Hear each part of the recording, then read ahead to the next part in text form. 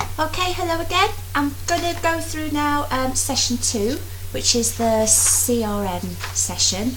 So you'll start off on this page, which is all about understanding what the CRM is and how you will use it to record all of your communications with tenants. Some communications will just be really quick and simple, so it will just be a case of creating a quick contact and putting the details in.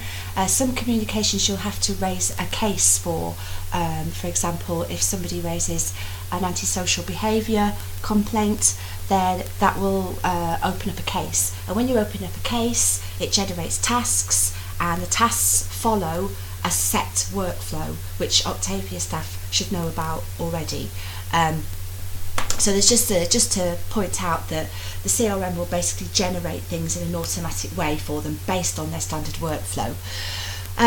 What happens to existing data in QXL? QXL is their existing system, so all new cases have to be recorded in the new CRM. If there's anything old, then all the data in QLX is still accessible for them, but if there's any new work to be performed, then that has to be done in the new CRM.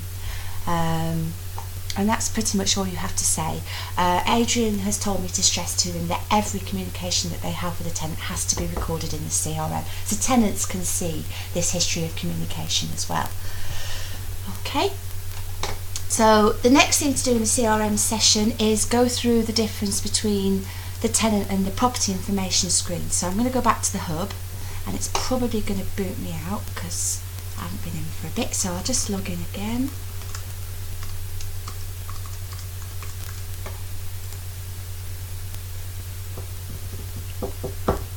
La la la, and it's let me in.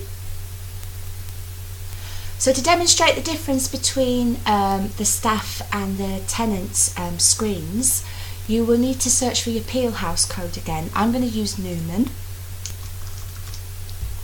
and you need to make sure that people and properties is ticked. So we'll click go.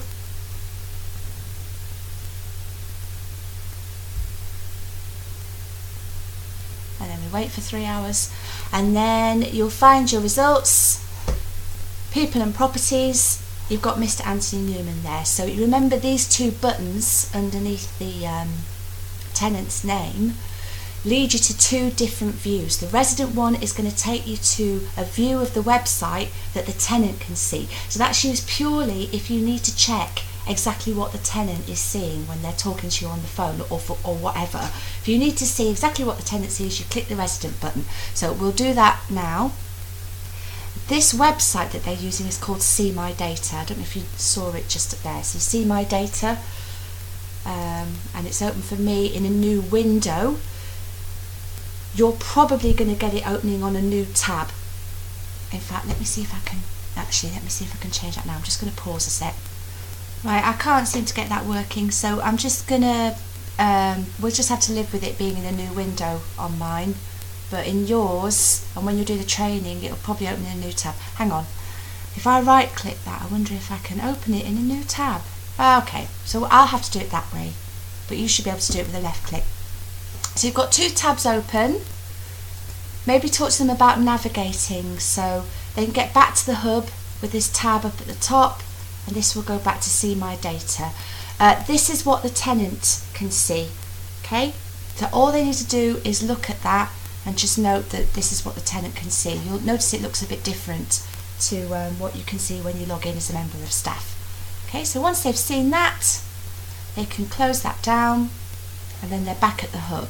Alright, let's go and see what staff can see. You can do a left click. I need to right click and do open in new tab. And again, you're getting a new tab up here at the top. Okay, so we're looking at Mr. Newman's details as a member of staff. Here in the middle, you can see any warnings about him. You see tenancy details. You can see his gas safety. You can see his balance information, and you can see his repairs. Okay. So you then need to imagine that Mr. Newman has rung up and he just wants you to check his rent statement for him or something like that. I noticed that I still don't have the links on the left hand side.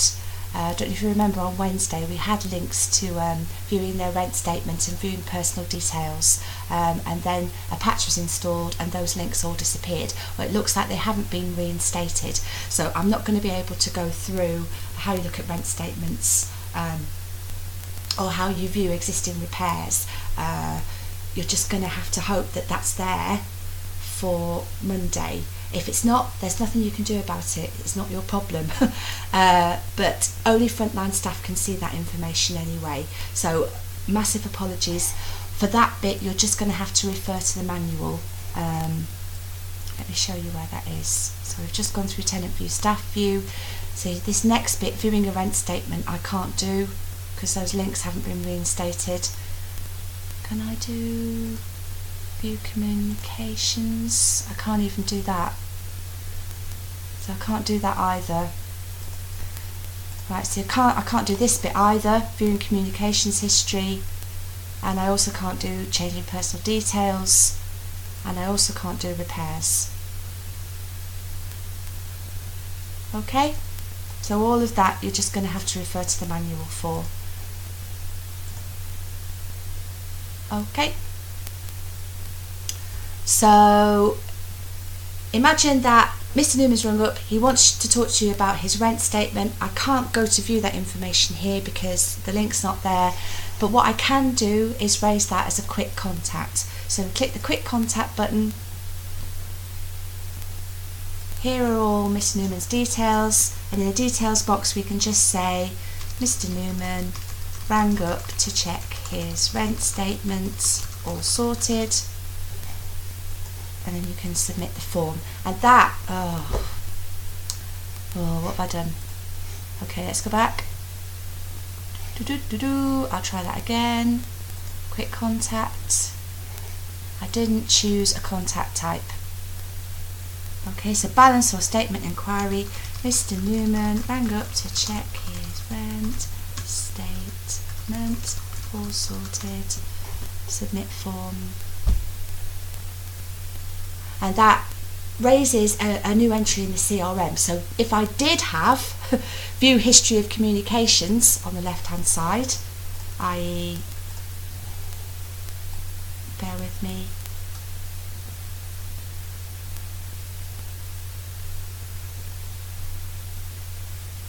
this section in the manual, then I would be able to go into that and see that entry had been raised for that quick contact. Okay. So at this point, you would, if you can go through with them how they view a rent statement for a tenant, if they're able to do that, and only frontline staff are able to do it. How to change personal details for a tenant, again, only frontline staff can do this. How to view their useful contacts. And you can also go through how to raise a repair with a tenant on the phone. Now I think I can do that. So I'll come back here, I'll go back to welcome. And now Mr. Newman wants to raise a repair. So I click raise repair on the left hand side. I choose what sort of repair it is. So let's say his tap's leaking. I go to interior repairs. It's a plumbing problem.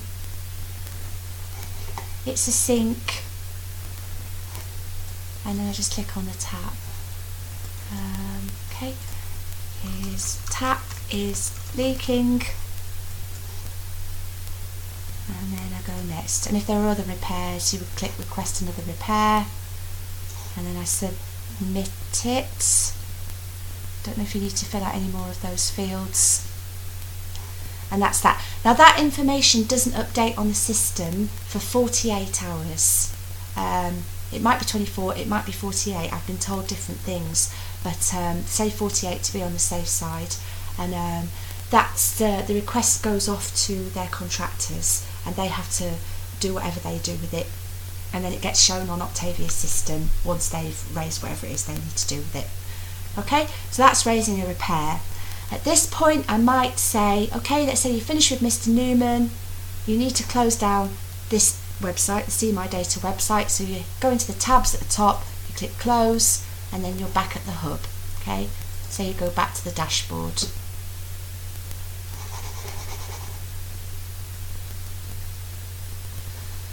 Okay, so that's how you raise a quick contact, and that's how you raise a repair.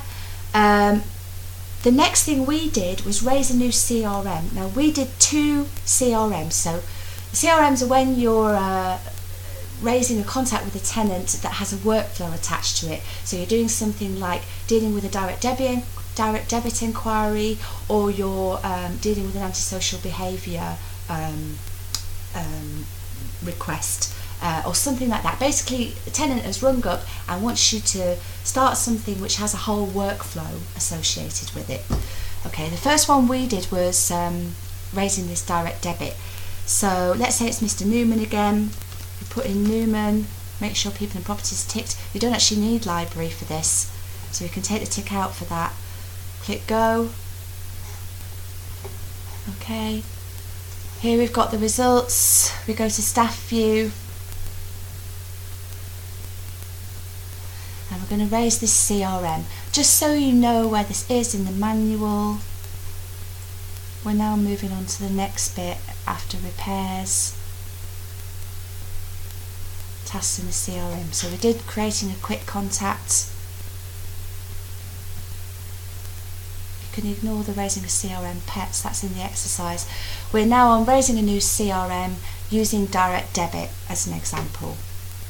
So we'll go back to see my data, just expand this out. Okay. The first thing to do is click CRM on the left hand side. Direct debits are in rent and charges. Direct debits, a new direct debit. Okay, so Mr. Newman rang up and wants to set up a new direct debit. Now this is only a request to set it up. It's not actually the process of setting it up, because when you do this, it just sends a task to the finance person, and then the finance person has to set up their direct debit. So we click submit form.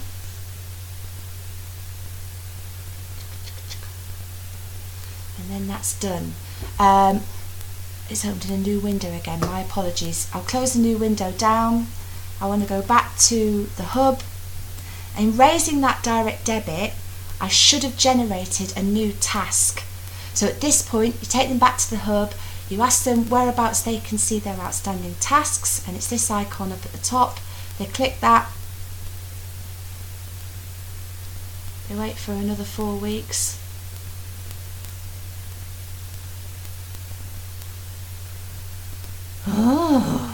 And then when it's finished faffing around, you could get down to the bottom, and that's the most recent task. So the most recent one's the one we just set up. Mr. Newman rang up and wants to set up a new direct debit. Now, as I said on Wednesday, I'm a bit concerned about this tasks box, because at the moment, if I go back up there, it's showing absolutely all outstanding tasks, not just the ones that are assigned to you. And I'm a little bit concerned that if that is changed, then you won't actually see that direct debit task, because only the finance person will see it, because it's been sent to the finance person, because that's who has to perform that task. So I'm kind of hoping that they don't fix this in time for the training. But the idea with that task button up at the top is that it only shows tasks that are assigned to you, if that makes sense. So you shouldn't have 200 odd in there, you should just have one task that's assigned to you. Anyway, I'm hoping it stays like this. We've got that new task in there, and you can open it up with this button, and that has opened in a new tab. This is opening the CRM.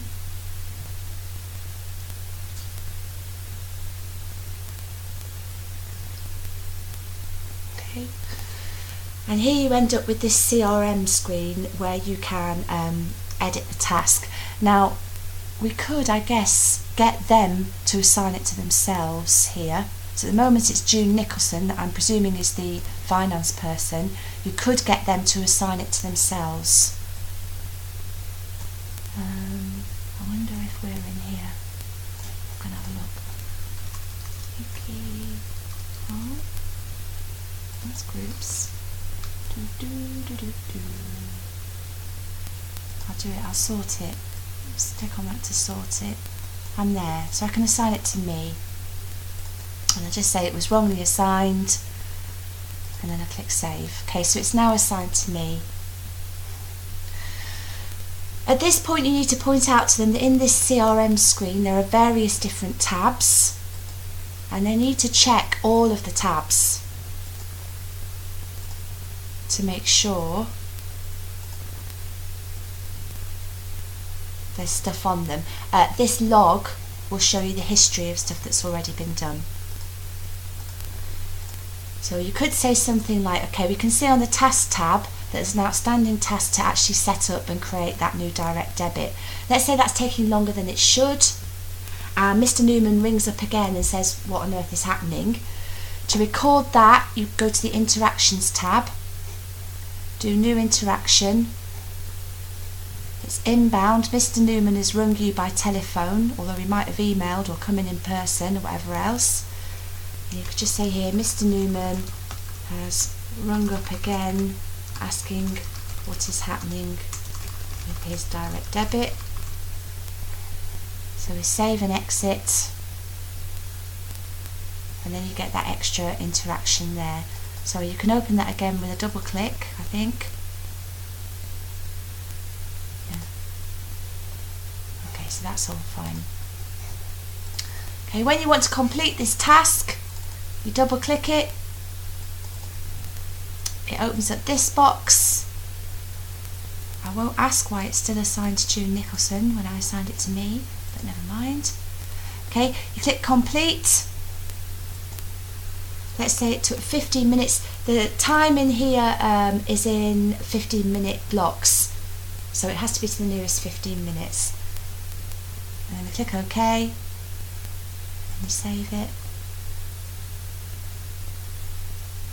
and then you click save, and then that completes it. Why is it not complete? Oh, lordy lord. Let me try and complete it again.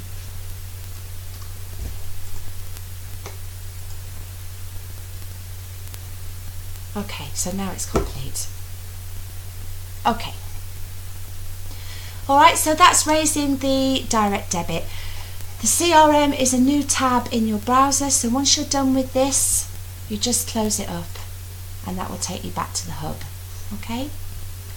Okay, so I'm back in the hub, and I'm now going to raise that big long CRM that we did, the ASB and ND case. So that's antisocial behaviour, and I think that stands for noise disruption, the ND bit. So this is, you don't need to understand the workflow that's associated with this. They may or may not do, depending on whether they do it for their job. But all you need to point out is that you're going to raise a more complicated CRM that has a more complicated workflow attached to it.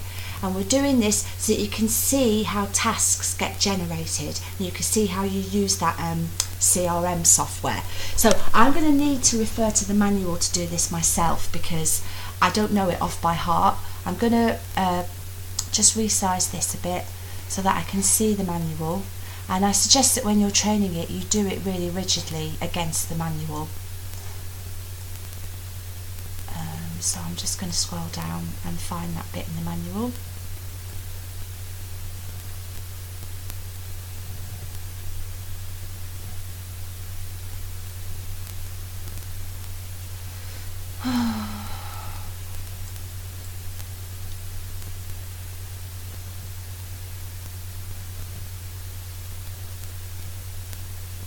Okay, so here we are raising a new CRM case using ASB and ND as an example. So we'll imagine that it's again Mr. Newman. I've been booted out, so I'll go back in.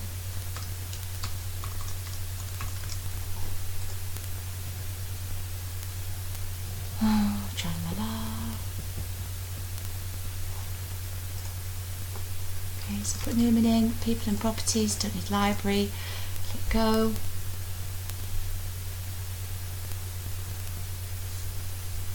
Here he is again. Go for staff.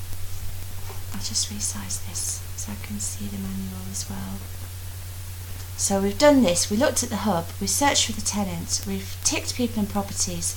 We went to the People and Properties tab, we click the staff button under the tenant. We're now going to click CRM, which is over here. The type of service we want is antisocial behaviour.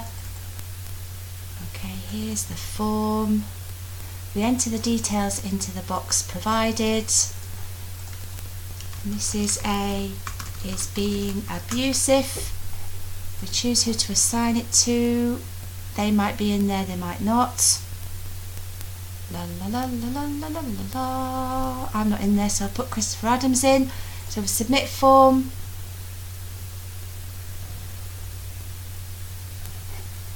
Okay. And that's that. You now need to go back to the hub. I've opened this in another window. In yours it'll be a new tab. So I close that down, I go back to the hub, I go back to my outstanding tasks.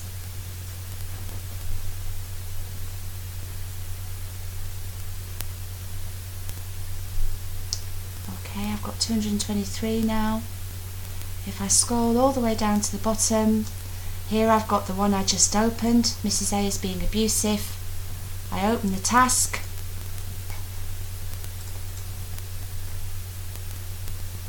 And again it takes me into the CRM screen. Okay. You can try and assign it to yourself, or to the delegate can try and assign it to themselves again.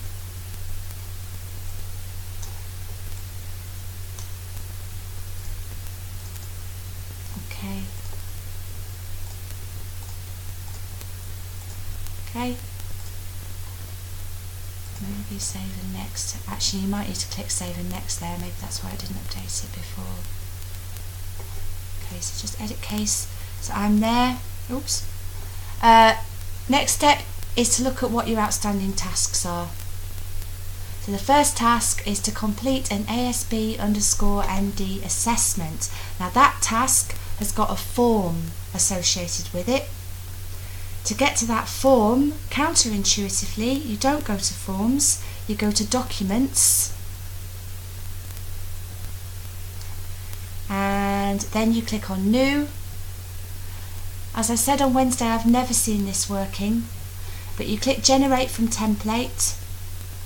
It says it's there, you click it, you generate it, and it doesn't work. So all we can do at that point is say it will work in the future. It's just a bug, and presuming it will open a Word document and that the member of staff will then fill out that form and save it and put it in the library. Okay, so I have to presume that they've done that. If I just scroll down here,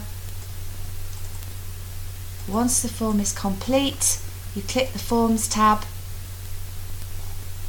You have to enter the classification level, which we're going to do as ASBA. I don't think it matters which one you choose. And then click Save. That seems to have saved. The assessment form is now complete, so the task has to be marked as complete. So we're on step 21 here. So we go back to the task, we double click the task itself. It opens up this box. We click complete. The time taken, let's say it was 45 minutes. Let's click OK. Let's click save. And now it's complete. Okay, and now it appears that there's no new tasks. So we need them to look in the manual. This all happens because of the workflow. The task will be marked as complete and will no longer be visible on the Tasks tab. So their next step, number 29, is to click the Forms tab again. And they need to click the drop-down arrow next to Classification Level 3 and choose whichever is appropriate. So let's say it's verbal abuse, and let's say the local authority is Southwark, and then let's click Save.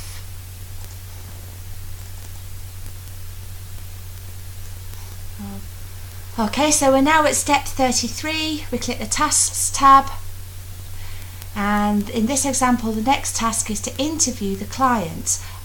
So they go off, they interview the client. When they come back, they double click this, and they again need to mark it as complete. So again they need to interview the client, and let's say that took them 60 minutes. Okay, hit save. Okay, the task will be marked as complete and will no longer be visible on the Tasks tab. Ensure you are still looking at the Tasks tab. The next tab in the workflow is automatically generated. In this example, the next task is to draft an action plan. So there's nothing else, there's no other tabs to look at for this. I don't know how they draft an action plan. I presume they do it in Word, but there's no template for it here. So they just double click this. When they finish the action plan, they come in here, they mark it as complete. Let's say it's 30 minutes. Action plan is done. Click OK, click save. Okay. We're now here. Ensure you are still looking at the Tasks tab. The next tasks in the workflow are automatically generated. In this example, the next two tasks are to interview the perpetrator and interview other witnesses. So when these tasks are complete, double click the task. So again, it's exactly the same process. I presume they go off and interview the perpetrator. When they've done that, they come back here, they double click it, they complete it. Let's say that took 2 hours, and then let's save. And then they've got to interview the other witnesses, so they double click that, they complete that. Let's say that took 45 minutes. Let's click OK, let's click save, and they're both complete.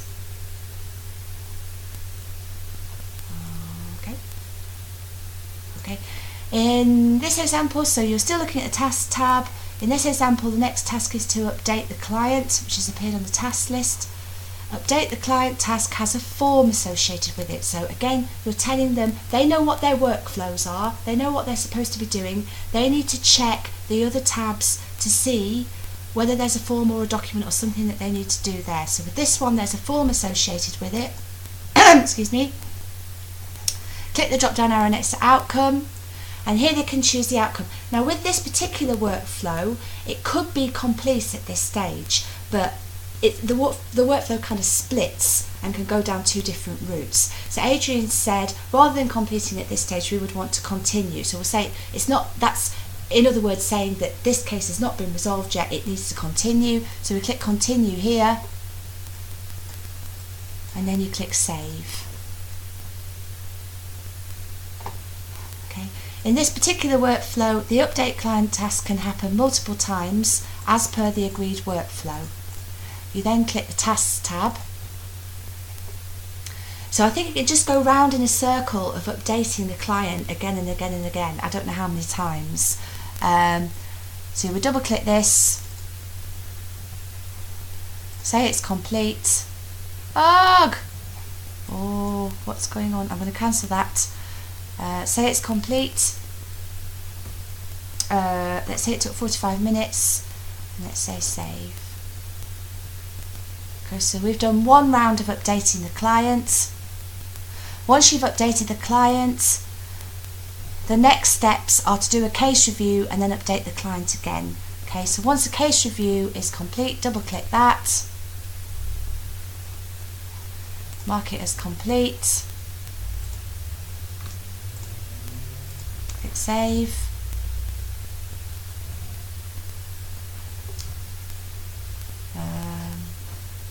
And then update the client.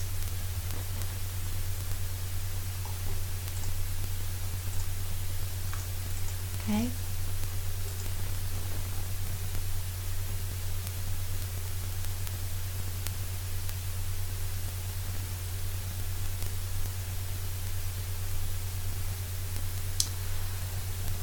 Oh, flip. Don't crash on me, CRM.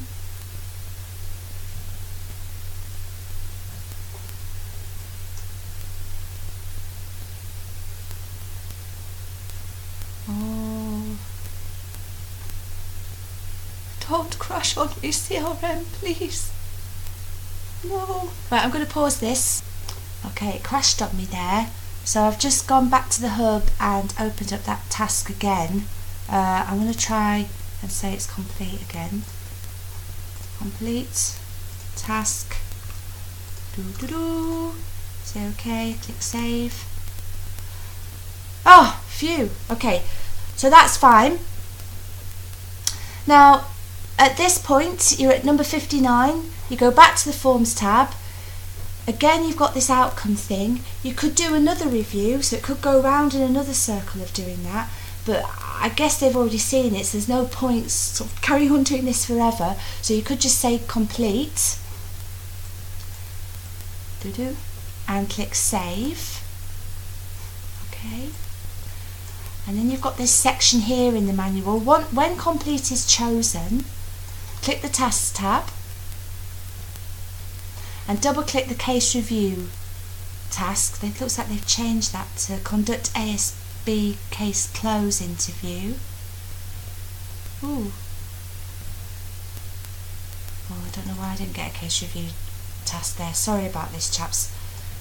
But it's giving me the final task here, conduct an ASP case review. I mean, to be honest, this doesn't really matter. It's their workflow. All you're demonstrating here is how they need to move between the different tabs in the CRM software and how they mark tasks as complete, basically.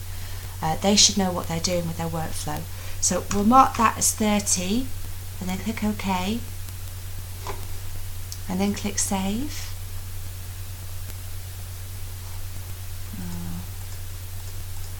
Okay, once ASB case interview is complete, sorry, we're now at 70, so ensure you're still looking at the task tab.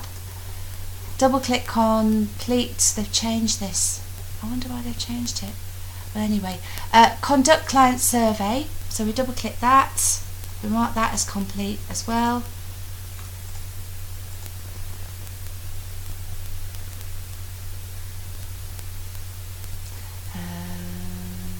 And then we just need to do the perpetrator survey too. And then click save. Okay, and that's the case over with. That's it done. At this point you could say to them there may be extra tasks that crop up while you're working on this case. If they do, you can set them up as a general task. So here you've got a little tick box. Whilst working on a case, you may have to complete non-workflow tasks, so tasks that aren't automatically generated. For example, you might use the Interactions tab to record extra phone calls or emails. Well, we did that when we did the direct debit one. You might also just need to add in general tasks that you completed. So that section, if you go back in the manual,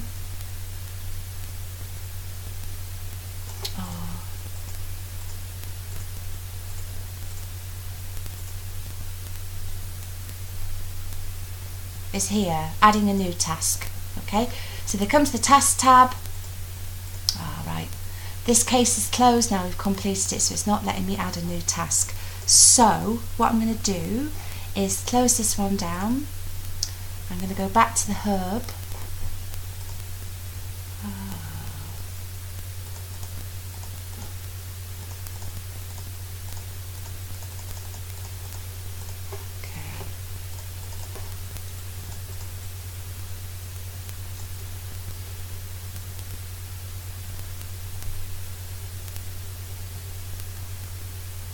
Okay, I'm just going to raise a new CRM. I've been booted out.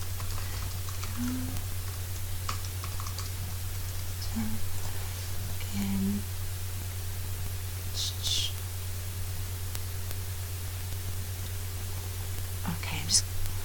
Okay, so I've just created a new direct debit case in the way that we did before. I'm going to open the task.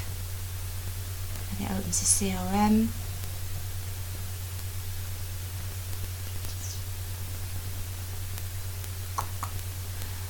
Okay, so just to talk them through adding a general task, they want to add something that's not there in the workflow, they need to click new, They've got two task types that they can use, either Gen 01 or EOD01. If it's truly generic, it's Gen 01. So they click here, Gen 01, I don't know, had to make everyone a cup of tea. I don't know what would be appropriate. Ask them what might be an appropriate general task that they put in, and then mark that as complete. Say it took 60 minutes. Okay, save. We need to assign it to somebody, so I'll assign it to me.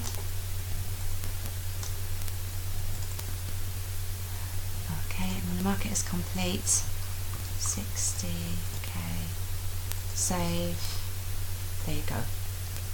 Okay, so I guess the thing to note with that is that if you're going to show adding extra tasks, adding non-workflow tasks in, either do it in the direct debit section when you're showing the interactions tab, or if you're going to do it as part of the ASB and ND, do it before the case is closed. So before you've gone to complete and marked all those final tasks as complete. So if you try and do it once the case is finished with, then that new button is greyed out. Okay, and that is session 2.